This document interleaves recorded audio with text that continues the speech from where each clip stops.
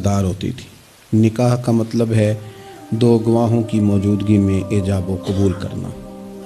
मुख्तसर से लोगों के बीच बैठ कर निकाह हो जाता था। मुख्तसर से लोग वलीमे की दावत के बाद दुआए खैर पर अपने अपने घरों को चले जाते थे। हिंदुस्तान में मुसलमानों ने हिंदुओं को देखा कि वो मेहंदी की रस्म करते हैं। उस पर फिर इतनी ज़्यादा तवज्जो लोगों की बढ़ गई कि वो बाकायदा शादी का हिस्सा बन गई। बाकायदा उस पर बहुत बड़ा सरमाया खर्च होने लग गया।